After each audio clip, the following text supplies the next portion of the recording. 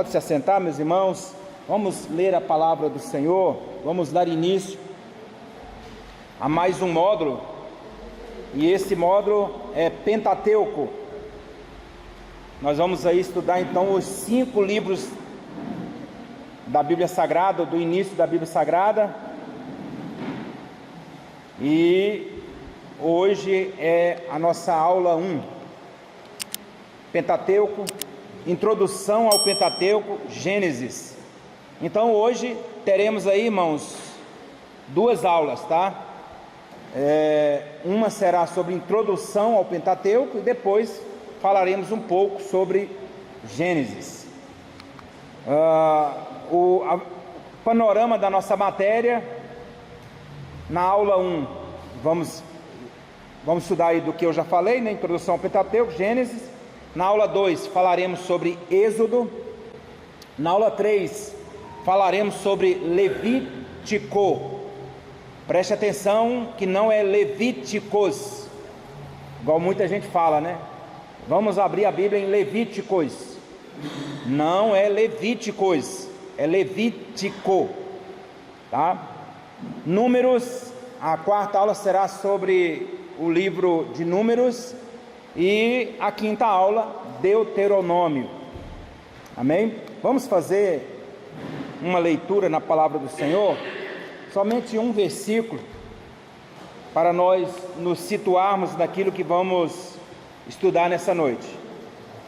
Deuteronômio, capítulo 31.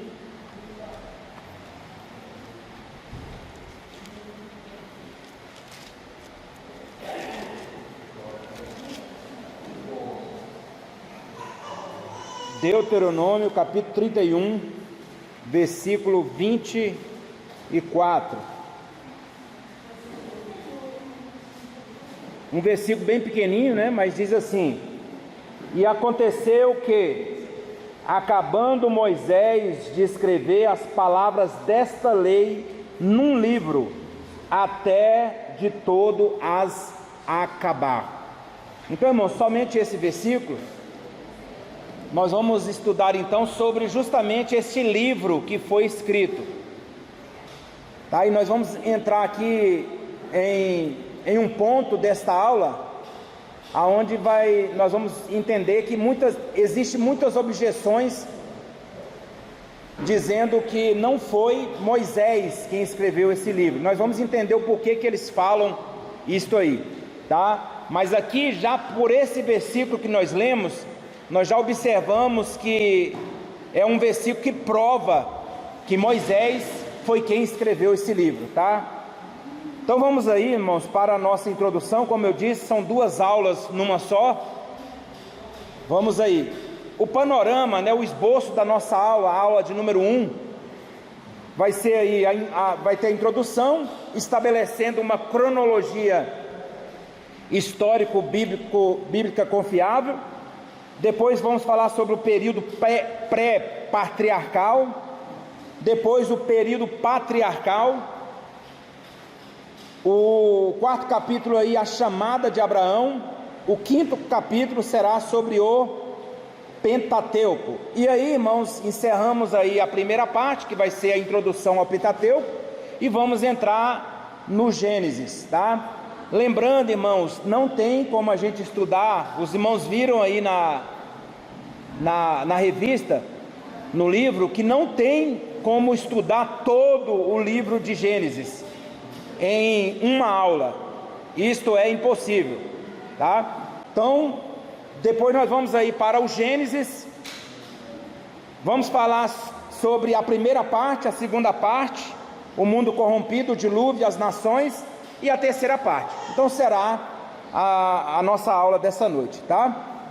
Irmãos, uma coisa que a gente tem que entender, não está ali no livro dos irmãos, é o início de todas as coisas. Nós vamos falar aqui nessa primeira aula sobre o mundo antigo. Tem pouca coisa, irmãos, que nós podemos encontrar na Bíblia Sagrada mesmo, falando sobre esse mundo antigo. E pouca coisa também falando sobre os povos deste mundo antigo. Porque o objetivo da Bíblia Sagrada, nós vamos entender aqui, está focalizado, irmãos, depois que acontece, né, a criação do homem, a corrupção do ser humano e o dilúvio. Depois disso, o foco está numa pessoa, Abraão. Depois de Abraão, então, vem o povo de Israel. Então esse é o objetivo do Antigo Testamento. Então o Antigo Testamento, irmãos, não é para ficar falando sobre outros povos, fala de relance, mas o objetivo é falar sobre Israel. Então de vez em quando a Bíblia Sagrada ela vai tocar em alguns povos, mas alguns povos, irmãos, que mesmo a Bíblia não falando sobre eles, eles existiram, e é comprovado isso em história, tá? História. Mas vamos lá. Esse aqui, irmãos, é um mapa dos descendentes de Sem, Cão e Jafé. Sem, Cão e Jafé eram filhos de quem? De Noé, tá? E toda a humanidade, irmãos, isso aqui é importante. Toda a humanidade, ela descendeu desses três homens aqui. Desses três homens, tá? Alguém vai dizer assim, mas não foi de Adão? Preste atenção, houve uma destruição do ser humano, só sobrou Noé e os seus filhos. Desses três filhos aqui, toda a terra foi povoada. A Bíblia Sagrada nos mostra dessa forma. Eu sei, irmão, se você for conversar com um professor aí, mundano aí, um professor que quer desacreditar na Bíblia Sagrada, ele vai ter algumas objeções dele aí, mas irmãos, eu fico com a Bíblia Sagrada, e eu estou aqui para aprender a Bíblia Sagrada, eu não estou aqui para aprender doutrina ateísta, né? Então, irmãos, nós nesse quadro aqui, nós observamos aí, foi dividido os três lugares depois do dilúvio, aonde esses povos que descenderam aqui desses filhos, eles foram espalhados. E aí nós temos a região dos semitas, dos descendentes de Sem, essa parte, né, amarela do meio aqui, e é daqui que vem Israel, tá? De Sem. Nós temos também os descendentes de Jafé, que ficaram ali no norte, e temos os descendentes de Cã, tá? E é por isso que fala Canaã, que é essa parte aqui, é roxo isso aí? O que é isso aí? Lilás? Grená? Grená? Existe essa cor? Isso é novidade para mim. Então essa parte de baixo aí, né, é a região de Cã, tá? Então, irmãos, tudo isso que nós vamos falar aqui sobre o Pentateuco acontece nessa região aqui. Por isso que é importante a gente se situar aqui nessa região, tá? Vai falar muito sobre Arã, vai falar sobre os caldeus. Tudo isso está nessa região aqui, tá? Vamos lá. A introdução aí que está no livro dos irmãos vai dizer dessa forma, uma parte aí, não vamos ficar lendo todo aqui. O estudo da Bíblia, livro por livro, sessão por sessão, deve ser motivo de grande desafio a todo obreiro ou estudante da Bíblia Sagrada que queira se aprofundar no estudo da Palavra de Deus.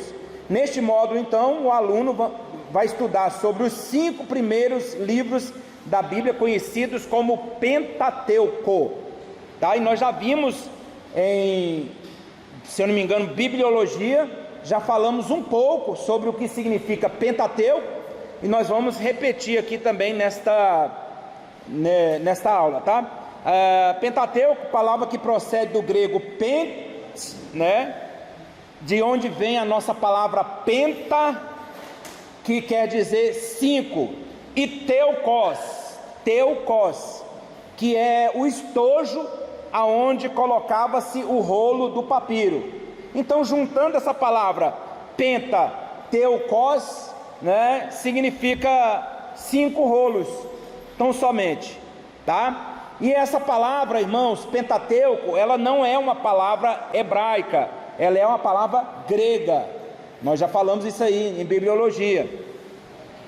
Foi colocada a primeira vez na Septuaginta, tá? Então, o Antigo Testamento, irmãos, para os hebreus, eles não falavam Pentateuco, tá? Nós vamos falar aqui no próximo slide, tá? Estabelecendo uma cronologia histórico-bíblica confiável. Preste atenção, irmãos, o comentarista desse livro, ele vai falar que as datas e acontecimentos paralelos na história foram importantes para estabelecer a veracidade das escrituras, tá? Então existe muito jeito, irmão, da gente descobrir as coisas que aconteceram, mas é justamente por essas datas que nós encontramos, inclusive, na história, tá? E vamos aqui, os métodos utilizados para a medição dos acontecimentos bíblicos. Vários métodos são utilizados pelos pesquisadores bíblicos para estabelecer uma cronologia bíblica, e um deles é o de comparar documentos antigos com os documentos bíblicos. Preste atenção, irmão, o que quer dizer isso aqui? É que não existe, irmãos, somente os escritos da Bíblia Sagrada. Existem outros documentos antigos que atestam algumas coisas que aconteceram na Bíblia. Existe se não me engano ele fala aqui, existe um documento que foi escrito inclusive em argila, que fala de um grande dilúvio que aconteceu. Então alguém escreveu em outro documento falando sobre esse grande dilúvio. Isso também já comprova que existiu também realmente o dilúvio, né? Então, um dos métodos aí é comparar documentos antigos com os documentos bíblicos, tá? Outras coisas que aconteceram, irmãos, que comprovam algumas coisas que aconteceram na Bíblia Sagrada. Preste atenção, todas as vezes, e a gente, irmão, eu não sei os irmãos, né? Mas, não, eu estou falando aqui, eu não importo muito com isso não, mas quando vai acontecer um eclipse, o mundo inteiro fica sabendo. Mas não é nem de ficar olhando para o sol ou ficar olhando para a lua, é porque a própria imprensa vai noticiar esse eclipse. Então é um acontecimento extraordinário e que é registrado, mas isso não é registrado, não é da agora não. Documentos antigos falavam sobre eclipses, tá? E isso, irmãos, esses documentos, eles sendo comparados, eles batiam com alguns trechos da Bíblia Sagrada que vai falar sobre o eclipse, tá? Outra coisa, terremotos. Todas as vezes que acontece um terremoto, um grande, principalmente, irmão, um grande terremoto, ele é registrado em muitos lugares. Assim também no passado, qualquer pessoa que escrevia qualquer tipo de documento, ele registrava que houve um grande terremoto. E se for pegar a data, é justamente aquela data da Bíblia Sagrada. Então um método também é justamente observar isso que aconteceu. Temos em Amós capítulo 1, versículo 1, vai falar de um grande terremoto. Zacarias 14, versículo 5, também vai falar sobre terremoto, tá? E Flávio Joséfo, irmãos, na história dos Hebreus, outro livro que eu indico para os irmãos, se os irmãos quiserem comprar, investir na sua prateleira, é a história dos Hebreus. Essa história dos hebreus é escrita por Flávio Joséfo. Ele viveu ali na época da destruição do templo, na destruição de Jerusalém por Tito.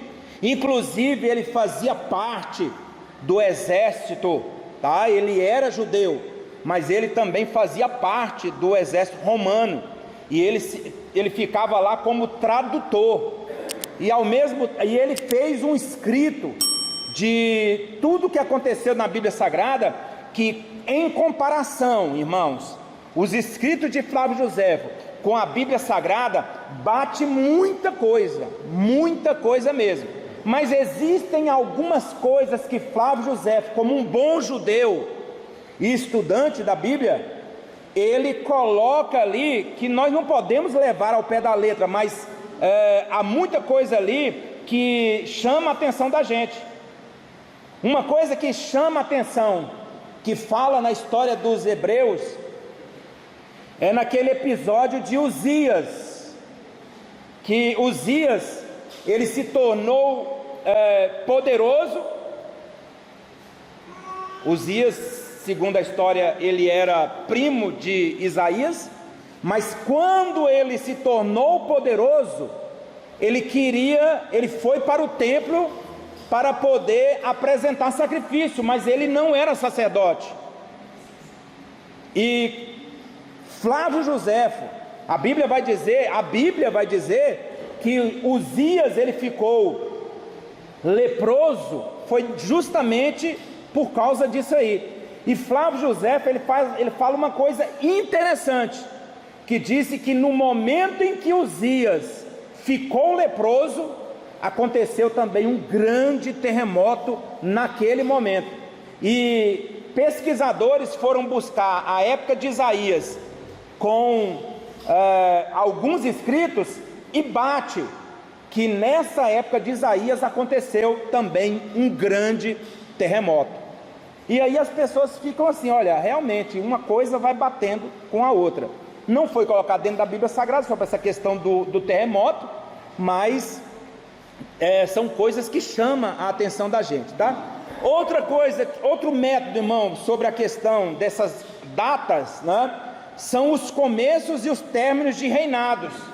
Por exemplo, Roboão, quando houve a divisão do reino do norte com o reino do sul, existem outros documentos que falam sobre essa situação também. Então, irmãos, para a gente resumir essa parte aqui, ele toca muito sobre essa questão de documentos, tá? Existem documentos que comprovam muita coisa da Bíblia Sagrada, tá? Documentos espúrios, documentos que estão aí, né? Lógico, existem muitas coisas erradas nesses documentos, mas as datas que estão naqueles documentos vão ao encontro do que a Bíblia fala, tá? Mais uma vez, irmão, nós somos estudantes da Bíblia e nós temos que falar as coisas corretas, tá? Então vamos lá. Cuidado quando os irmãos falar assim: Senhor Deus, vai de encontro àquela pessoa. Não fala isso, irmão. Não fala isso. Eu já falei uma vez isso aqui já, vou falar de novo, tá? Senhor, vai de encontro àquela pessoa. Não fala isso. Fala, vai ao encontro. Porque quando fala vai de encontro, é Deus batendo com aquela pessoa, vai chocando com aquela pessoa. O carro foi de encontro com o outro, foi chocando um com o outro, tá? O carro foi ao encontro do outro. O carro está vindo aqui e o outro veio aqui e foram os dois embora juntos, tá? Então cuidado com o que você pede, tá? Se a pessoa tiver esmigalhada lá na frente, lá foi você que orou. Brincadeira, irmão. Deus também não é ignorante. Deus conhece as nossas imperfeições, né? Vou pular aqui sobre essa questão A parte B aqui também, estabelecendo uma cronologia histórico-bíblica confiável. A parte B, patriarcas pré-diluvianos e as datas do dilúvio. A história, irmãos, mundial, ela é dividida através de dois sistemas. Ano mundi, alguns comentaristas aí, eles preferem ano do homem, e antes de Cristo.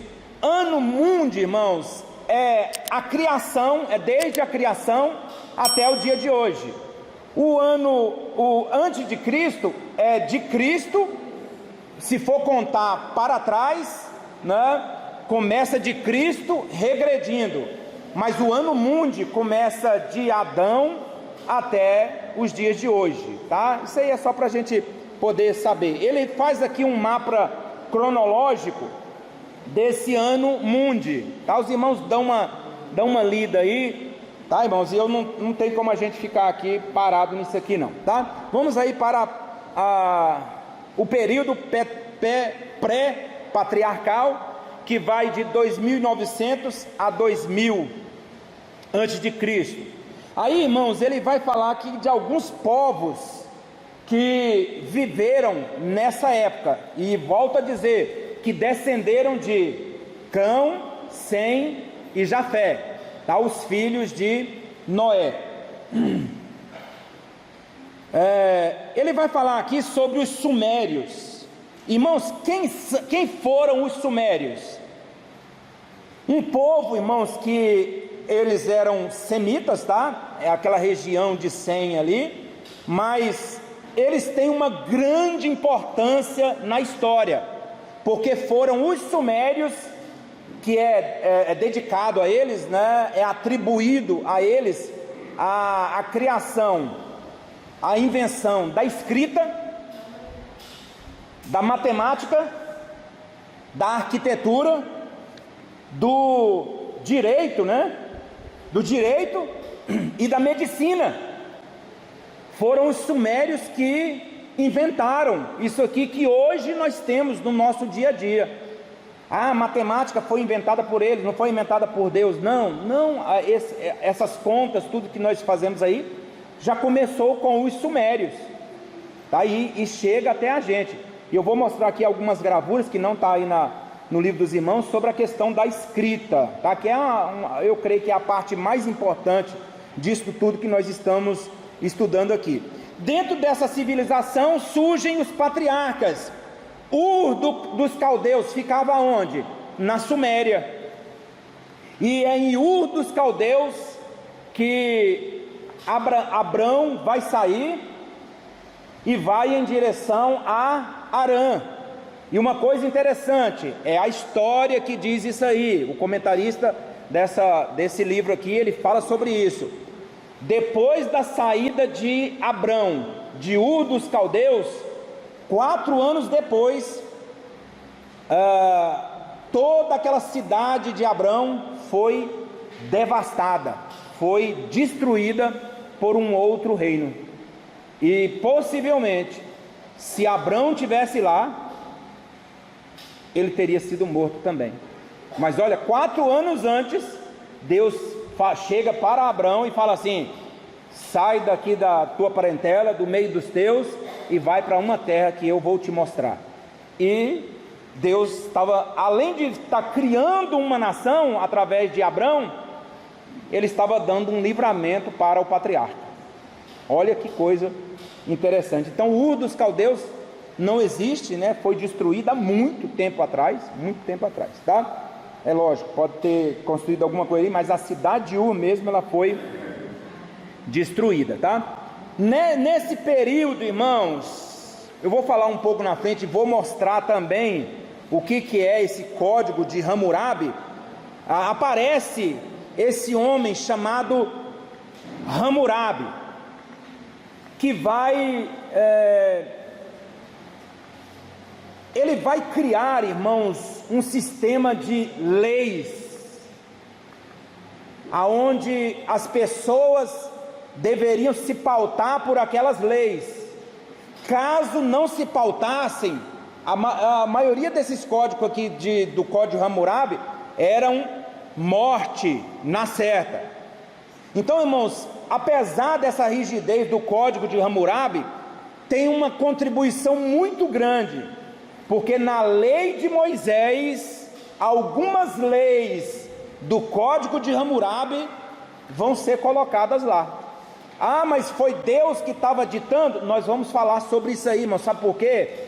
Deus não estava dando no código, ali na lei de Moisés, não estava dando, ali não era 100% coisas que eles não conheciam. O que Moisés estava sendo usado por Deus ali para entregar aquelas leis, eram coisas que eles já conheciam. E muitos conheciam da onde? Do Código de Hammurabi, que era um sistema de leis que já existia, e algumas nações pegaram aquele sistema para o seu próprio reino, tá? Isso aí muito importante também. O Código de Hammurabi foi 300 anos antes de Moisés, tá? A origem do idioma hebreu. O hebraico é um idioma semita, ou seja, de Sem. A palavra semita vem de Sem, um dos filhos de Noé, ancestral dos assírios, arameus, hebreus e de outros povos que falavam idiomas semelhantes. Então isso aqui é chover no molhado, né, sobre essa questão do idioma dos hebreus. Leis anteriores ao Sinai. Aí, irmãos, eu vou fazer questão de pedir aos irmãos que abram a sua revista, aí, né? Leis anteriores, página 13, ignora o número aí da página. Leis anteriores ao Sinai. Então nós observamos, irmãos, que algumas leis, antes de entrar na lei mosaica, elas já existiam. Quando acontece então de Deus dar essas leis para Moisés, há algumas diferenciações, e o pastor, irmão, sabiamente aqui, ele vai colocar na página 14, algumas diferenciações do Código de Hammurabi e da lei de Moisés, que tinha no Código de Hammurabi, mas foram colocados também na lei de Moisés. Só que o Código de Hammurabi, ele era muito mais rígido do que a lei de Moisés. A gente lê o Antigo Testamento e fica pensando assim, a lei de Moisés era muito rígida. O Código de Hammurabi era o triplo de rigidez, tá? Por isso, irmãos, que a Bíblia vai dizer que a lei não era pesada, tá? A Bíblia Sagrada vai dizer para os israelitas, Então vamos lá. Ele faz aqui uma junção de acusação. Qual era a acusação? Negócio fraudulento. Na lei de Deus, qual era a punição? A pessoa tinha que devolver em dobro. No Código de Hammurabi, morte, não tinha conversa, tá? Fez um negócio fraudulento, irmão, passou o outro para trás, na lei de Deus, devolve em dobro. No Código de Hammurabi, cabeça fora. Furto, na lei de Deus, na lei de Moisés, devolver em dobro, está lá, está o versículo aí. Na lei, no Código de Hammurabi, morte, artigo 21, tá? Acolher escravo fugitivo, na lei de Moisés, não tinha culpa. No Código de Hammurabi, morte, não tem esse negócio não, mata logo. Maltratar um escravo, na lei de Deus, liberdade ao escravo. No Código de Hammurabi, o mestre era recompensado. Olha aí, artigo 199. Ferir uma pessoa rica, ferir um rico, na lei de Deus, a mesma punição ao que feriu, olho por olho, dente por dente. O olho por olho e o dente por dente foi criado na lei de Moisés? Não, vem do código de Hammurabi, tá? Vem do código de Hammurabi. Então, maltrataram, feriu uma pessoa rica, a mesma punição para quem feriu. Então, se o rico foi ferido, fere o pobre. No código de Hammurabi, mesma punição ao que feriu. Aqui nós temos a mesma coisa.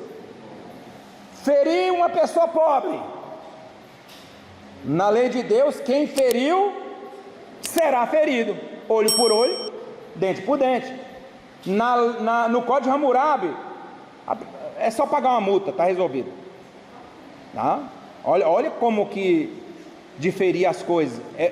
Ao mesmo tempo que exigia muito, algumas coisas também eles passavam a mão. Do mesmo jeito hoje. Exatamente.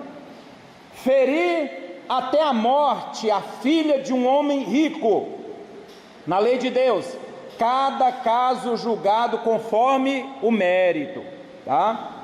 No código Hammurabi, morte ao que feriu. E ferir a filha de um pobre, ali era de um rico, né? Aqui, ferir a filha de um rico, ferir a filha de um pobre, caso, na lei de Deus, cada caso, do mesmo jeito, cada caso julgado conforme o mérito. No código Hammurabi, multa de 5 shekel de prata. Está resolvido o problema. Pagou uma fiança aí, né? É a fiança, irmão. E hoje, irmão, a fiança é tão... A gente fica lá, eu e a Eliette fica brabo lá em casa lá. Aí o cara atropela uma pessoa, mata. Aí ele paga uma fiança, a fiança vai para onde? Para a pessoa, para a família? Não, vai para o Estado. O outro que se dane, se vira.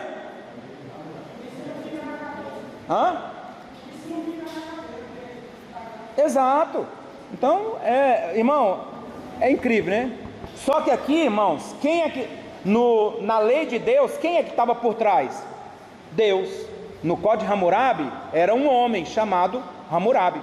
Por isso que tinha essas falhas aqui, tá? E outros aqui, viu, irmãos? Olha o tanto aqui, ó, na 14, 15, muitas leis aqui que eram tocadas também em outros sistemas de leis também, tá bom? Vamos aí. Então, irmãos, o olho por olho e o dente por dente, ele vem do código de Hammurabi. É por isso, irmãos, que tem alguém aqui que é a favor da pena de morte? Alguém?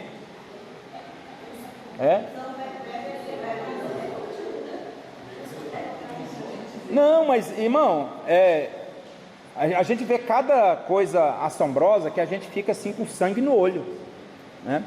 Mas preste atenção, vai funcionar o Brasil? Não funciona. Por que não funciona?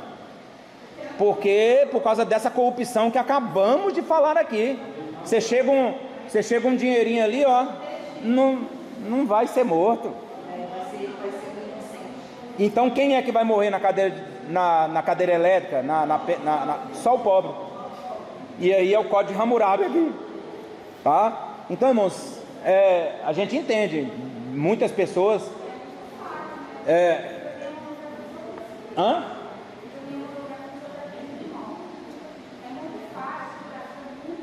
muito falho,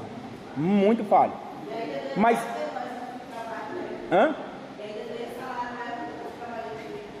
é triste, irmão, é triste, infelizmente. E nós somos, irmãos, infelizmente, nós somos vergonha para o mundo, por causa... Não, eu não sou. Não, eu não sou, não. Eu não sou a favor da pena de morte, não. Eu sou a favor da prisão perpétua. Tá? Desde que seja uma coisa justa também, ou seja, não seja o inocente pagando.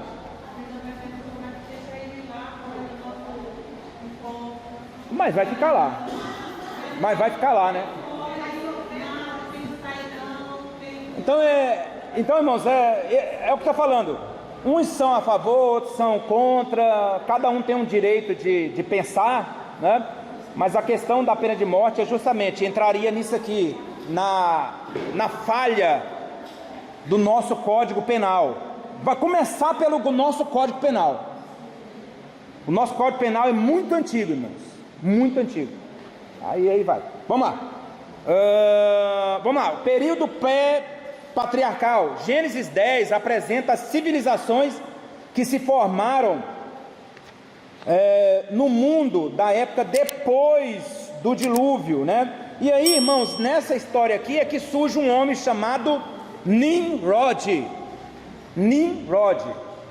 Irmãos, esse homem aqui, apesar da Bíblia mesmo falar aqui, ó, Cush gerou a Nimrod, o qual começou a ser poderoso na terra, foi valente, olha aqui, foi valente caçador diante do Senhor. Alguém, por esse versículo aqui, pensaria que esse homem era um homem de Deus, mas não, irmão, ele é uma personificação, inclusive, do próprio diabo.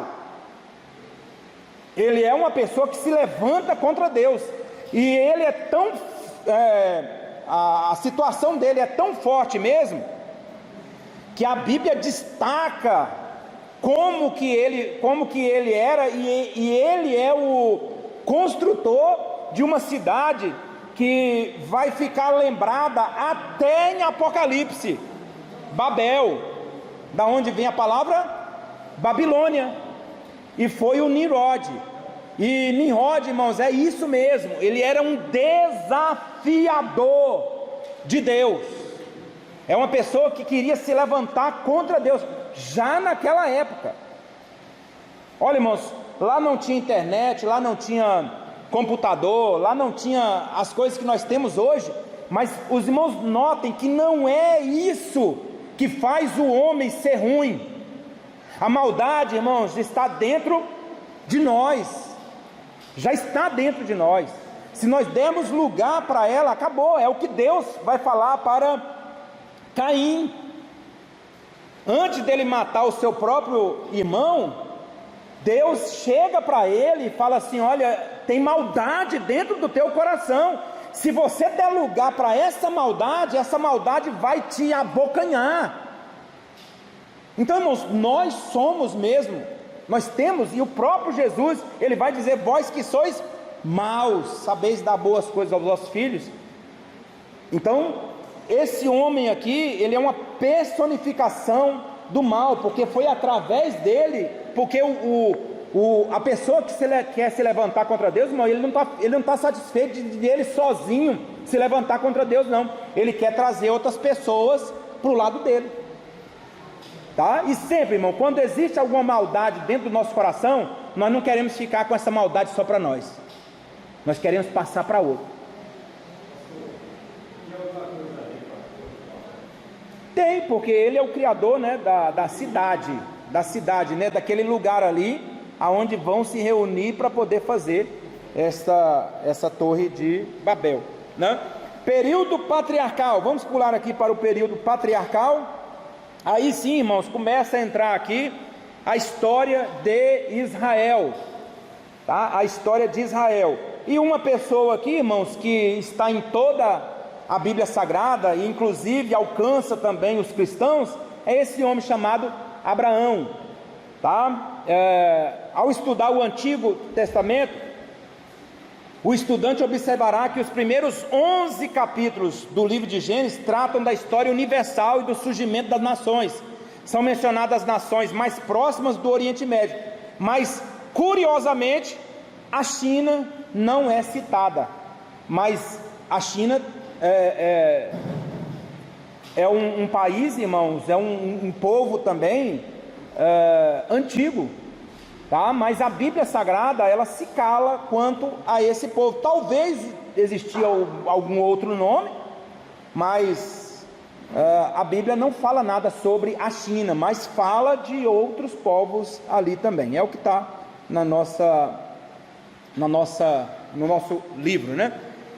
A chamada de Abraão, aí o texto vai dizer, e partiu, Hebreus vai dizer, e partiu sem saber aonde ia. Aí eu trouxe aqui, irmãos, um mapa. da onde ele saiu. Os irmãos estão vendo ali, ó, ele saiu de e ele subiu e foi para Harã. De Harã ele desceu, passou por Canaã e ele foi até o Egito, aqui embaixo aqui, tá? Irmãos, por que ele fez essa trajetória aqui, subindo e não descendo?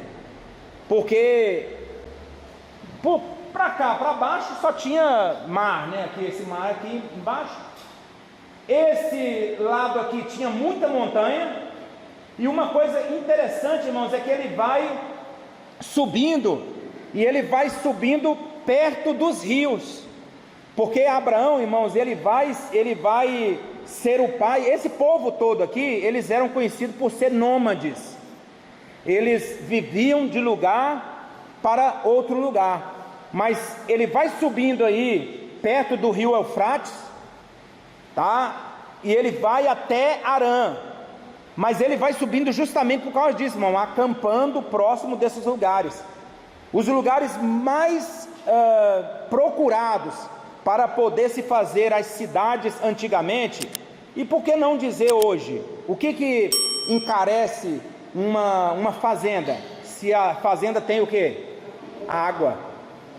Se tiver água, aquela terra, aquela fazenda ali, ela vale muito mais do que a outra. Não era diferente aqui, tá? Então ele vai subindo aqui até Harã. Esse é o trecho que ele seguiu, tá? Vamos passar aqui. O Pentateuco, o papel de Moisés na formação das Escrituras. Preste atenção, irmãos, aqui eu vou precisar fazer uma ressalva, e eu sei que, como está gravado aqui, eu tenho perigo de alguém até entrar ali e debater comigo, mas vamos lá. O pastor que fez esse comentário aqui do livro, ele vai falar sobre essa Bíblia aqui, ó, a Deike. Quem tem ela? Alguém tem ela? A Deike. Irmão, quando saiu, eu fiz questão de comprar ela, né? Passou um pouco de tempo, irmão, a CPAD, não, a CPAD não, algumas pessoas começaram a dizer, essa Bíblia tem muita heresia, nos estudos dela. E aí, irmãos, eu fui buscar algumas heresias, irmãos, e a ponto da própria CPAD fazer uma comissão, depois de ter lançado ela é lançamento da CPAD, fez uma comissão para poder verificar os erros que tinham nos estudos dela. E aí, irmão, como aí já tinha soltado ela, né? Eles só soltaram uma nota dizendo que quem estudar ela ficar um pouco com o pé atrás, mas ela é boa para estudo e tal, tal. Então ele vai falar aqui que essa Bíblia Deike, ela mostra 16 provas que Moisés escreveu o Pentateuco, que realmente eu fui olhar lá, ele mostra mesmo, e ele cita muita coisa. O grande problema dessa Bíblia aqui é que em alguns estudos desse pastor chamado, eu não sei o primeiro nome dele aqui, pastor Deike, né? Não sei o que, Deike. Mas algumas coisas, irmãos, ele choca com o nosso jeito de pensar. Por exemplo, ele vai dizer que no milênio, quem vai reinar não é Jesus, pastor Giovanni, é Davi. Davi vai ser o rei de todo o mundo no milênio, porque a Bíblia vai dizer que o trono de Davi será restaurado, aquele negócio todo, e ele leva ao pé da letra. Só que ali, irmãos, a Bíblia não está falando disso. A Bíblia está falando da descendência de Davi, o Messias. Então, irmãos, por isso que eu perguntei se tem alguém que tem ela, para dizer, irmãos, teve gente, viu, irmãos? Teve gente que foi lá na CPAD e devolveu ela, e pegou o dinheiro de volta, tá? Então cuidado, quem tem essa Bíblia aqui, cuidado quando for estudar, tá? Muita coisa dela aqui. E a outra coisa que vai falar aqui nessa Deike, é que outra aberração, pastor Giovanni, a grande tribulação não será no mundo inteiro. Ele diz, e eu fui ver isso aqui hoje, ele diz lá no final, lá de Apocalipse, lá quando tem um estudo das profecias, ele vai dizer que a grande tribulação só será na Europa. Nos outros países não vai ter grande tribulação não. Mas, todo mundo tem que vir para cá, né? Todo mundo tem que vir para cá. Então, irmãos, ainda que o pastor esteja falando sobre a DEIC, talvez, não sei se nas outras aulas, cuidado com essa Bíblia, tá? Com os estudos dessa Bíblia. Ela não é um pastor evangélico, tá? Mas o pensamento dele choca com algumas coisas aí, tá? As linguagens da Bíblia, irmãos. Aqui um ponto interessante. Que língua era falada antes do dilúvio? Ninguém sabe. A Bíblia não fala qual era a língua, mas pela história da humanidade, descobre-se que essas línguas, irmãos, elas poderiam ser ideográficas ou pictográficas. O que é isso? Através de desenhos. Não tinha letras, irmãos, A, B, C, D, E, F, G, H, eram desenhos. Eu vou mostrar aqui para os irmãos, tá? Através desses desenhos veio a linguagem cuneiforme. Alguém já ouviu falar sobre linguagem cuneiforme? Era através de quê? De cones, né? Primeiro veio o desenho. Do desenho originou a linguagem cuneiforme, tá? Eu vou mostrar aqui um desenho que mostra claramente. E através desses conezinhos de cunha que eram colocados em argilas, a pessoa escrevia e a pessoa entendia. Nós vamos ver aqui. Se você acha o nosso português difícil, irmão, vamos ver aqui. Linguagem ideográfica. Aqui tem um exemplo de linguagem ideográfica, tá? Quando se falava em braço, estava querendo falar alguma coisa. Quando se desenhava um braço, estava querendo dizer talvez força, poder, alguma coisa, tá? Que eu estou só citando um exemplo aqui. Pé, estava querendo falar talvez de ligeireza, de andar, tá? Então não existia, irmão, letra no início, eram desenhos. Os desenhos falavam. Mas, irmão, preste atenção, como que eu vou escrever um livro desse jeito aqui? Desenhando pezinho, desenhando... Irmão, hoje para você escrever né, eu ia dizer, para você fazer um L, né? Vou mudar aqui, ó. É difícil, ainda faz errado. Então, irmãos, aqui está a linguagem ideográfica, tá? E a linguagem também, linguagem ideográfica ou pictográfica, aqui, essas linguagens aqui, irmãos, estão em vários lugares aí, pintados por aquelas pessoas, e eles estavam conversando aqui, estavam dizendo alguma coisa aqui, através desses desenhos aqui, tá? Exatamente, está ali, tá com uma flecha, né, uma lança. Eles estavam conversando aqui, irmão. Isso aqui é uma conversa. Eles estavam dizendo alguma coisa, eles estavam falando alguma coisa aqui. Eles não chegaram lá e eu vou desenhar aqui, igual uma criança chega e começa a desenhar um boneco de palito, não. Eles estavam conversando aqui, irmão. Eles estavam deixando para alguém uma história ali naquele lugar.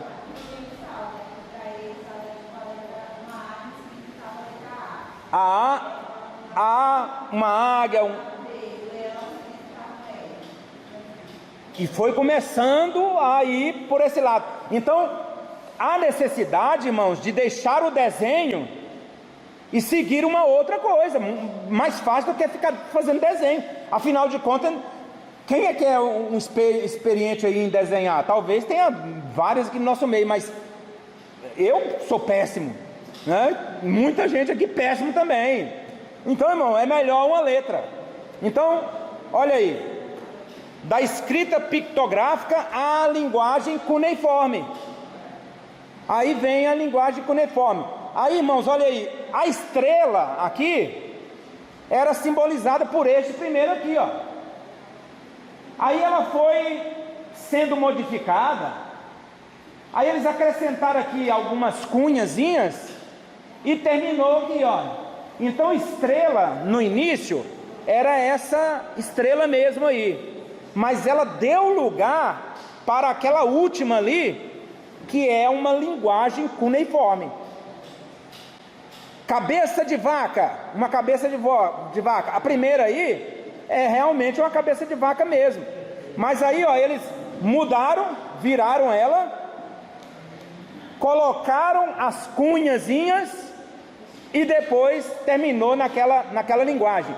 Aí agora eu vou mostrar para os irmãos uma escrita em argila na linguagem cuneiforme, tá? Olha aí. Pronto, tá aí. Isso aqui era uma escrita. As pessoas liam isso aqui, irmãos. Aqui, quando a pessoa chegava lá, alguém estava escreveu numa tábua de argila uma história.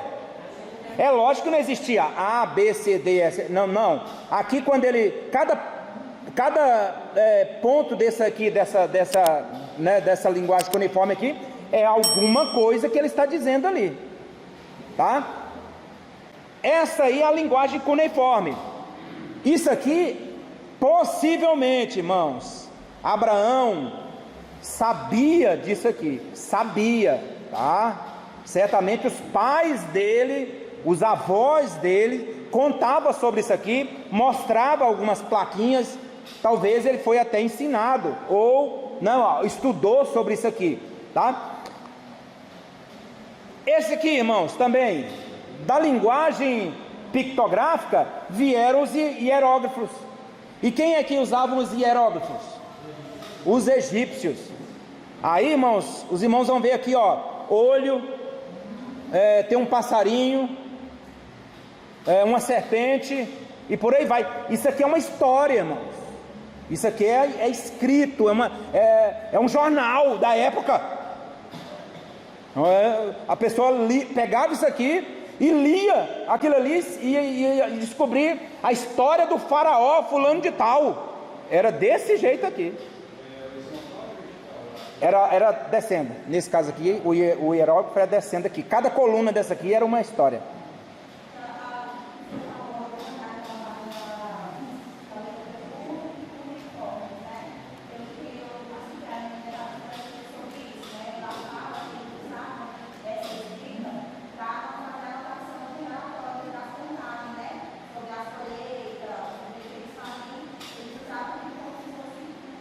Da onde vêm os escribas? Os escribas, eles tinham essa função. Começou lá no Egito. Os escribas vêm do Egito, não é coisa de Israel não, tá? Os escribas vêm do Egito, mas primeiramente para anotar, principalmente ficavam perto dos portos, aonde iam descendo aquelas coisas, eles iam fazendo aquelas contagens ali das coisas que chegavam, tá? Interessante isso aí. Hebraico, irmãos. O hebraico, aqui ficou pequeno aqui, irmãos, porque não teve como mostrar mais. Aquilo ali no meio é uma linguagem pictográfica, tá? O Aleph. E aí, aqui, irmãos, isso aqui, claramente você olha, é um boi. O boi, ele representa o quê? Força. É um líder, tá? Aqui do outro lado aqui, ó, uma vara, é como se fosse um cajadozinho, né? Olha lá, vara, incitar, controlar, em direção a tal. Aí por aí vai, irmão. Aqui, semente, ó, peixe, atividade, vida, por aí vai. Quer ver? Casa aqui, ó, Beth, casa. Dá um aspectozinho de uma casa lá. Uma casa quadrada lá, um negócio. Casa, ou dentro da casa. Agora, irmãos, olha como que o hebraico ele formou dessas palavras aqui. Aqui embaixo, ó, a junção de vara com boi. Aqui, ó, o significado, forte líder. Aí, olha o hebraico aqui, irmãos. da aparência ali, ó, da cabeça do boi aqui, ó,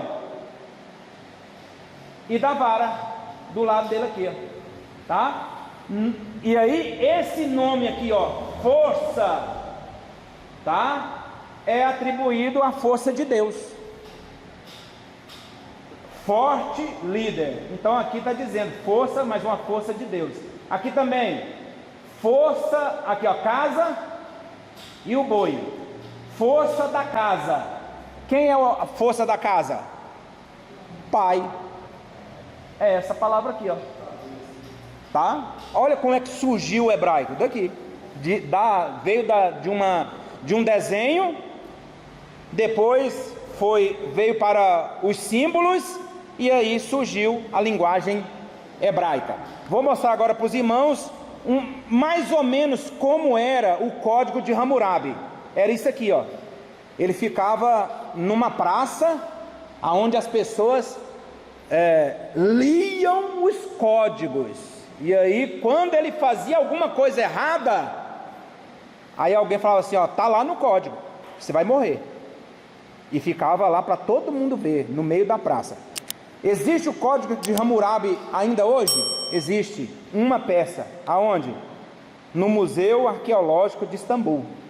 Esse negócio preto aí assim, tal, ele é todo cheio de linguagem cuneiforme, tá? E ele é o código de Hammurabi. É uma peça que foi enterrada e hoje encontra-se no Museu Arqueológico de Istambul. Então esses códigos aqui, irmãos, eles eram espalhados para as pessoas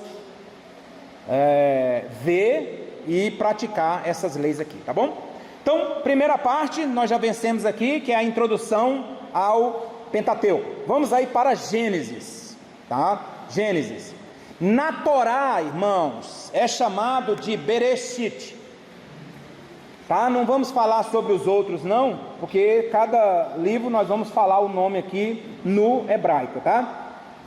Na Torá é chamada de Bereshit, ou no princípio. Então, já foi falado aqui em bibliologia que os israelitas, irmãos, não conheciam como Gênesis, Êxodo, Levítico, Números e Deuteronômio. Se falar isso para eles aí, o que é isso aí?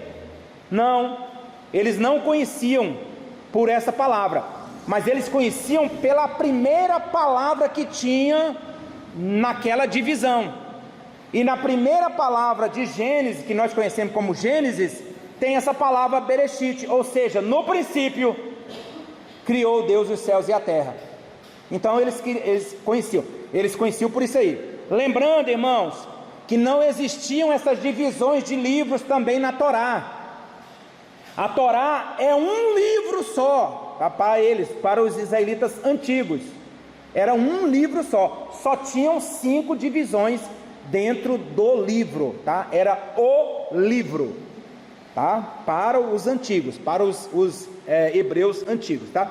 O livro está dividido em 3 partes. A primeira parte trata do princípio da terra e do início da humanidade.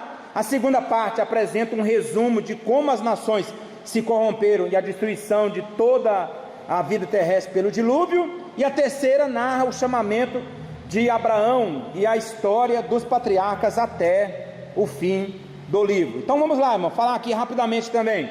Primeira parte, aí vai falar sobre o surgimento da terra. E aí, irmãos, o pastor aqui, ele toca naquele assunto que nós falamos sobre as teorias da criação. E ele vai citar aqui sobre aquela questão, né, de recriação. Isso não tem uma certeza, irmãos, que Deus fez a terra, houve uma destruição e ele fez ela de novo. Nós já estudamos sobre isso aí, já vimos sobre isso aí, não vamos ficar chovendo molhado não, tá? O mundo atual e a criação, ele vai falar aqui, né, sobre essa situação aqui. Deixa eu achar aqui. O mundo, cadê? Os dias da criação, o mundo. Ele vai falar aqui, irmãos, que os céus, a Bíblia vai dizer, os céus que agora existem na terra. O estudante pode observar que a declaração de Pedro diz respeito ao mundo antes de Gênesis 1. Aí é nesse ponto aqui que ele está dizendo, que tem essa esse ponto aqui, que pode ter tido uma outra criação, mas não tem nada comprovado, porque Deus, irmãos, é o Deus Todo-Poderoso, e Ele não necessitaria de fazer e depois fazer uma coisa errada, fazer uma coisa sem forma, como nós já estudamos aqui, tá? Os dias da criação, aí nós não vamos falar aqui sobre cada dia desse, né? Os irmãos já viram aí, cada dia que Deus formou, a origem dos céus e da terra. A palavra Gênese é mais ampla no hebraico do que apenas começo, e aqui não é Bereshit, Gênese, tem o sentido de gerações. Nesse caso aqui, tá? Quando fala sobre origem, está falando sobre criação do homem, tá? A formação do homem, né? Outro ponto que ele fala aqui também, é descrita no capítulo 2, aqui o autor mostra a linha de pensamento que atravessa as escrituras até o Apocalipse. O ser humano sempre quis ser independente de Deus. Você vai encontrar isso, irmãos, já no início de todas as coisas, o homem se revoltando contra Deus, tá? Mas eu glorifico a Deus, irmãos, porque nós fomos alcançados por Jesus, né? E nós fomos dominados, nós somos hoje domados, irmãos, né? Para não se revoltar contra Deus, né? O jardim e a árvore da vida, já foi falado sobre isso aí também na outra aula, sobre aquela questão sobre o fruto, né? Não era maçã, né? Não foi o sexo que foi o pecado, e por aí vai. Em Gênesis, ele vai falar aqui, em Gênesis se vê a primeira poesia que na Bíblia Sagrada. Ele diz aqui que quando Deus entregou aquela mulher, quando ele fez, ali, irmãos, não foi assim, ele dizer por dizer, não, ele estava dando um elogio para aquela mulher, tá? Então a primeira declaração de amor que temos na Bíblia Sagrada é de Adão para com Eva.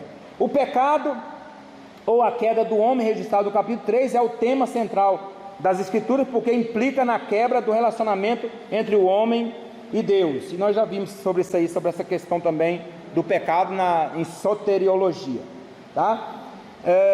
Ele fala aqui uma coisa interessante, em Gênesis capítulo 3, versículo 1, que tudo estava muito bom, irmão, tudo estava acontecendo, né, conforme o programado, mas no capítulo 3, versículo 1, em algumas traduções vai dizer assim, mas a serpente, aí, irmão, estragou tudo, sempre tem esse problema aí.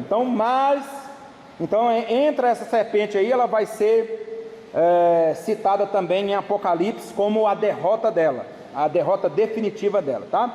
A morte de Abel e o destino de Caim, nós já vimos aí sobre essa situação, que Caim, irmãos, qual foi a marca que foi colocada em Caim? Irmão, é tanta bobagem que a gente escuta por aí, né? O que seria essa marca, né? Que nós não vamos nem citar aqui, mas é tanta bobagem, irmão. Eu imagino que poderia ser uma marca no corpo dele mesmo. Aí a pessoa faz tanta conjecturas por aí. A Bíblia não fala qual é essa marca, mas foi colocada essa marca. E o que eu acho interessante, irmão, é que Caim, ele mata o seu irmão, e depois, quando Deus vai conversar com ele, ele fala assim, eu estou com medo, quem me encontrar vai me matar. Se fosse hoje, a gente fala, você está pagando pelo seu erro. E Deus ainda tem misericórdia de Caim, coloca uma marca nele, que quem matasse Caim, teria que ser punido, se não me engano, 7 vezes mais, né? Então mostra também, ao mesmo tempo, essa ruindade desse homem, mas mostra a misericórdia de Deus, tá? Aqui diz assim, olha, quando Caim percebeu que Deus não aceitara a sua oferta, se irou. Por isso Deus lembrou a Caim que ele pretendia matar seu irmão, tá? Então não foi Abel, lá no questionário está dizendo Abel, então aqui é Caim, tá? Então aí entra naquela questão, irmãos, Deus não aceitou a oferta de Caim porque era fruta, era isso, irmão? Não, é tanto que existia depois a oferta de cereal na Bíblia Sagrada, e Deus aceitava a oferta de cereal. Não, o problema não estava na oferta, o problema estava no ofertante, tá? No coração do ofertante. E aí, irmãos, nós vamos aí ver sobre os primeiros inventores, tá? E temos 3 homens aí que dá até uma dupla sertaneja aí, um trio, né? Jabal, Jubal e Tubal Caim. Todos eles, irmãos, descendentes de quem? Caim. Mas todos os 3 inventaram coisas boas. O primeiro aí, Jabal, inventou tendas. E se ele inventou tendas, eles moravam aonde, irmãos? Em cavernas. Não, antes. Eles moravam em cavernas. Eles eram todos como bicho mesmo, moravam em cavernas. Não tinha tenda nessa época. Quem inventa a tenda foi esse homem chamado Jabal. O Jubal, ele inventa o quê? A música, irmãos. A música. Ele estava, eu imagino assim, ele estava olhando um passarinho ali cantando, e talvez ele inventou de assoviar. E ele pegou ali uma taboca, como é que chama aquilo lá? Um bambu, né? E começou a soprar no bambu, viu que saía um som. Ele foi, e aí, não, vou furar aqui para ver se modifica esse barulho aqui. Já deu um outro barulho. Ele inventou os instrumentos de música. Irmão, pois tem grupos cristãos que diz que instrumento de sopro é do diabo, por causa de Jubal, né? Irmão, não tem nada a ver, tá? Eles fizeram coisas boas. Existem coisas boas, irmãos, construídas por homens perversos. Quem inventou a pólvora, ele não inventou para destruir as pessoas, sabia disso? Quem inventou a pólvora, ele inventou para um benefício, mas ela foi desviada para outro, tá? E tem tantas coisas aí que foram inventadas, pode ter certeza, irmão, homens que não valiam nada, mas inventaram e hoje nós usamos, tá? Então isso aqui não tem nada a ver com uma coisa a ver com outra. E o Tubal Caim, irmãos, o que ele inventou? Ele inventou instrumentos cortantes de ferro e de bronze. As pessoas usavam o que para cavar? Pedra.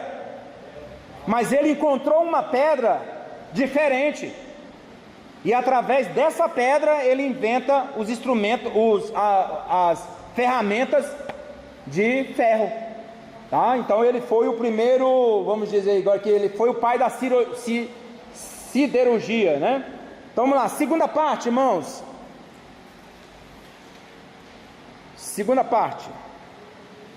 O mundo corrompido, o dilúvio, as nações e Babel.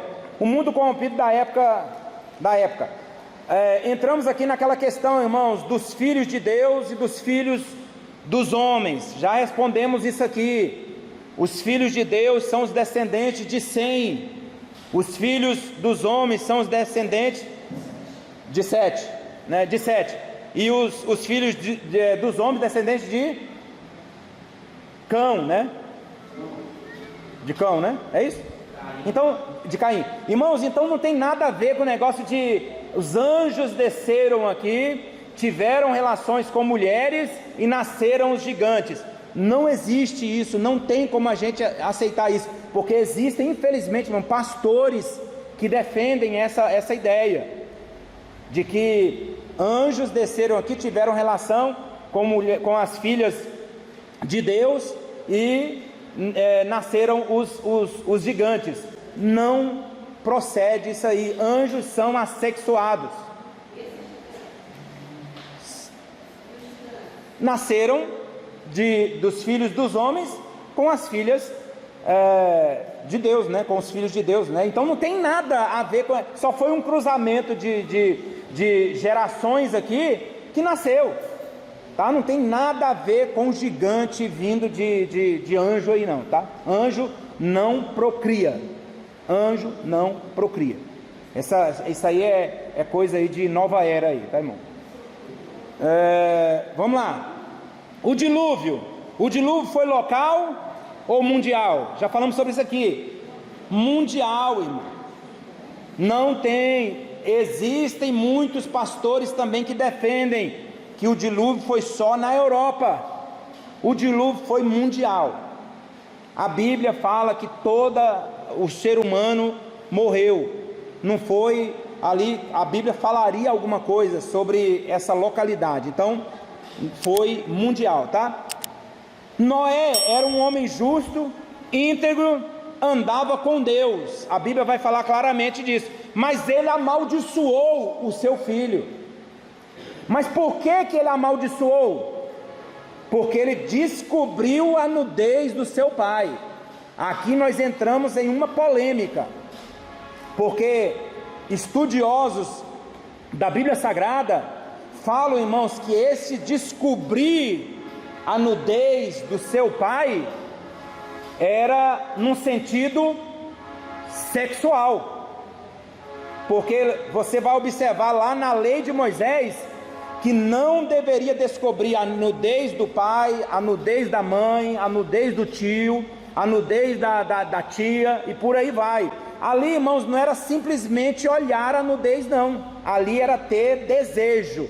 E se for colocado isso para o filho de Noé, foi por isso a razão da maldição. Tá? Porque às vezes a pessoa, só porque viu a nudez do pai, foi amaldiçoado? Só porque viu, foi amaldiçoado? Então alguns falam que teve alguma coisa a mais, tá? Isso aí são alguns estudiosos do Antigo Testamento que falam sobre isso aí, tá? Mas de qualquer maneira, ele foi amaldiçoado, e foi Cão, que aí veio os cananitas, né? Um povo aí que deu muito problema também. A confusão das línguas, né? Uma coisa que a gente tira da confusão das línguas, irmãos, é a união que eles tiveram. Preste atenção, eles se uniram para o mal, mas a união deles, não vou dizer que preocupou Deus, não, de maneira nenhuma, mas a união deles fez Deus falar assim: opa, o homem agora está querendo fazer coisa demais, e ele já observou que se unir vai acontecer coisas que eles nunca imaginaria acontecer. Mas a afronta deles de querer fazer um prédio, né? Um prédio naquela época, o primeiro grande arranha-céu, para poder chegar na presença de Deus e não ser mais destruído. Aí Deus falou: então agora todas as línguas, era uma linguagem só, talvez uma linguagem cuneiforme, tá? Essa linguagem foi mudada, e aí cada um tiveram as suas linguagens, tá? Então foi daí que veio as linguagens mundiais, né? Que cada um foi para o seu rumo. Terceira parte, aí nós entramos na história de Abraão. Abraão, irmãos, serve de base para 3 grandes religiões. Quais são elas? A judaica, a cristã e a muçulmana. Todos esses aqui, irmãos, têm algo especial em Abraão. Os muçulmanos também têm Abraão como seu pai, tá? Vai falar sobre as primeiras viagens de Abraão, ali quando ele vai subindo ali pelo crescente fértil, né? E tinha uma razão porque ele estava subindo. Ali tinha alimento, né? Naquele lugar. Em outros lugares também não tinha alimento. Vai acontecer o problema com Ló, porque Ló não foi chamado. Ele vai de intrometido. Ali ele foi de intrometido, tá, irmãos? E lá na frente dá problema para Abraão, e dá problema também para o próprio Ló, essa saída dele aí também. Abraão, irmãos, mentiu 2 vezes.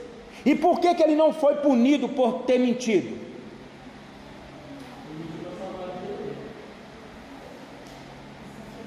Salvar a vida dele. Foi uma mentira branca, que dizem por aí. Não tem mentira branca, né? Mas ele vai dizer, não, eu não menti não, ela é minha irmã, e eu menti para poder não morrer, porque você ia me matar. Mas preste atenção, irmão, tem uma outra coisa aqui.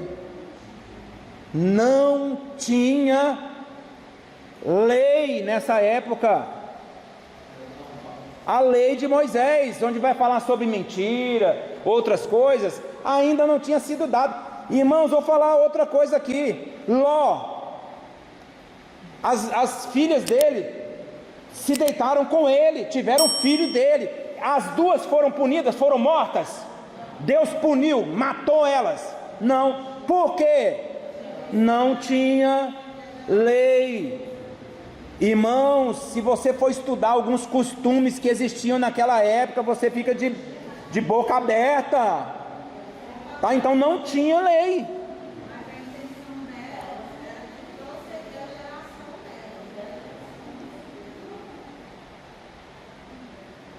Através do pai.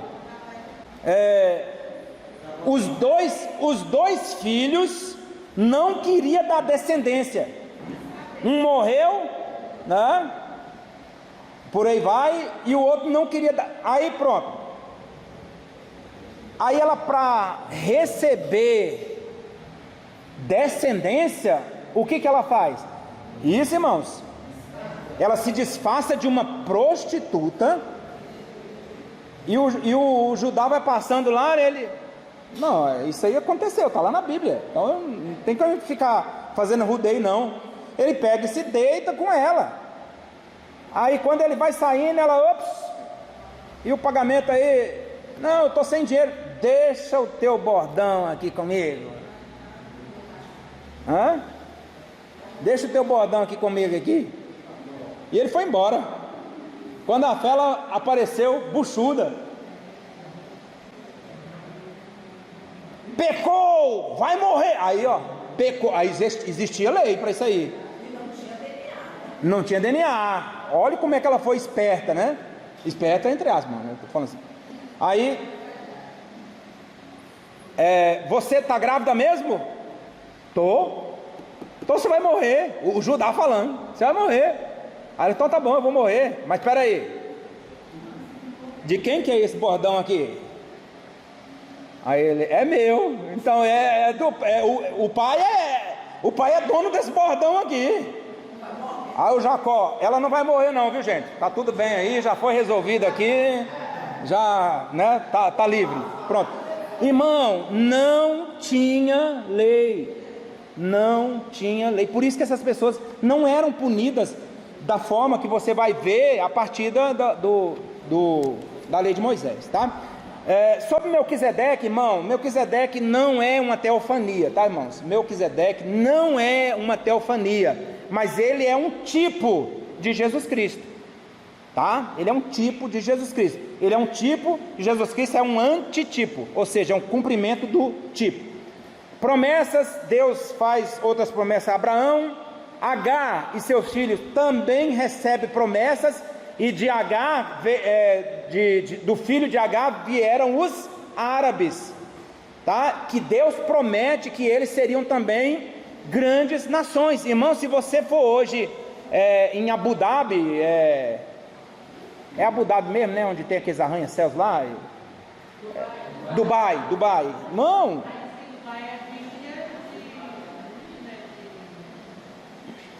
são árabes, não? É de o quê? Eles são filhos da segunda mulher de Abraão. De Dubai, não, Dubai. Não, mas árabes, deixa eu te falar uma coisa. Árabe, irmão, não é um povo não. Árabes são vários povos em um só. E isso aconteceu na Bíblia Sagrada também, viu? Então, o árabe não é um povo só não, viu? Os árabes, quando fala assim, os árabes, está falando muita gente. Isso aí para mim é novidade. Mas vamos lá. Exatamente. Então, irmãos, eles seriam povos poderosos também. É uma promessa, tá? Vamos lá, a renovação do pacto. Deus renova o pacto com Abraão e a destruição de Sodoma. Quando Abraão estava perto dos 100 anos de idade, foi o que foi falado aqui na escola dominical, e Sara com 90, Deus lhe renovou a promessa de ter um filho. Abraão sabia que fisicamente isso era impossível, e aí até o pastor Giovanni falou aqui, a Sara, irmãos, quando ela ficou sabendo, o que ela fez? Ela riu. Mas e Abraão? Ele riu também. E isso no capítulo anterior, você vai ver que quando Deus faz a primeira promessa, falando, olha, vai vir uma descendência de você, você vai ter filho, né? Ele ri também, mas sobrou para quem? Para Sara. Mas não sobrou, não foi ali como punição não, ele só chamou a atenção. Não fala que você não riu não, você riu sim. Pronto. Aí, intercessão de Abraão por Sodoma, pelos moradores de Sodoma e Gomorra, né, e principalmente por Ló, irmãos, com aquele incesto, vem os moabitas e os amonitas, que vão ser um dos maiores inimigos de Israel, tá? Apesar de querer uma descendência, mas a descendência veio e se levantou contra o próprio povo, né, ali que viria de Abraão, tá? Segunda parte da história de Abraão, o nascimento de Isaac, o sacrifício de Isaac, a morte de Sara. Abraão negociou um lugar para o sepultamento de Sara, depois ele foi sepultado no mesmo lugar, e Isaac e Jacó também foram sepultados no mesmo local. E aí tem sobre a questão da escolha da esposa de Isaac, né? Vamos aí para a história de Isaac e Jacó, vai falar aí sobre os gêmeos que estavam na barriga daquela mulher, e aí entra naquela questão que o pastor falou aqui na escola dominical, e inclusive é pregado nas igrejas, né, que Jacó é um enganador, significa suplantador, é enganador. Será que é mesmo? Será que é mesmo? Olha aí, irmãos, eu fui buscar. Yaakov vem do verbo hebraico akav, que significa tomar pelo calcanhar, ou pisando os calcanhares. Então, irmãos, Jacó, ele não é um enganador, mas preste atenção, o nome dele, Jacó, vem justamente dessa situação dele nascer segurado no calcanhar do seu irmão. Suplantador significa aquele que não quer ficar para trás, e aqui não é enganador, irmão. Essa palavra que não quer ficar para trás não significa enganador não, tá? Então é justamente, aí alguém vai dizer, Esaú, ele chega lá e fala assim, ele roubou a minha primogenitura. Ele não roubou, o próprio Esaú vendeu, ele negociou. Então, irmão, aonde vai pegar isso aí? E com todo respeito, pastor Giovanni, né, eu já preguei desse jeito, e hoje eu lembro dos meus pecados. Ele desprezou uma coisa, irmãos, que foi Deus quem estabeleceu. É como se ele dissesse assim, de que me serve essa miséria aí, eu estou morrendo de fome, me dá essa comida aí, toma logo essa primogenitura para você, eu não quero saber disso não, acabou. Então, irmãos, o que a escritura fala de Esaú e de Jacó deve prevalecer acima de qualquer opinião. Esaú é mencionado como profano, isto é, uma pessoa que conhece a Deus, mas rejeita seus ensinamentos. O profano é pior do que o ímpio, porque enquanto este não conhece a Deus, o profano, depois de conhecer, o rejeita, né? Sobre ainda os gêmeos Esaú e Jacó, os netos de Esaú, irmãos, foram nada mais, nada menos do que os amalequitas, povo traiçoeiro, irmãos. Sabe por que Deus falou assim, olha, eu vou riscar Amaleque do mapa? e mandou Moisés escrever, falou: escreve num livro que eu vou riscar Amaleque do mapa. Sabe por que Deus fala isso, irmão? Porque os amalequitas, eles eram assim, ó, o povo de Israel, o povo hebreu, foi passando lá nas terras deles, e eles ficaram, irmãos, e vieram por trás, e iam matando aquelas pessoas que estavam atrás, os velhinhos, as pessoas que andavam mais devagar. É igual a onça, né, que pega o último traiçoeiro, são os amalequitas. Por isso que Deus, irmãos, ele fala: olha, vou riscar, tá? De Amaleque vem o Agag, né? Vem Amã também, que nós estudamos. A história de Isaac, irmãos, ocupa pouco espaço. Isaac, irmãos, dos patriarcas, é o menos que se fala sobre ele, tá? E vamos caminhar aqui. Aí vamos falar sobre Jacó. Jacó, o príncipe de Deus. Aí tem aqui a trajetória: fuga para Padã Arã, trabalha 14 anos por Raquel. Coitado, irmãos, aí alguém vai dizer ainda que ele é enganador. Ele foi enganado, ele que foi enganado, tá? Nesse período aqui, irmãos, acontece a primeira mensagem subliminar da Bíblia. Sabia disso? Quando o Labão, ele fala assim: olha, as malhadas serão suas, as brancas e as pretinhas, as ovelhas brancas e pretinhas serão minhas. E como, irmão, Jacó já sabia de muitas coisas, ele sabia também dessas mensagens subliminares aqui.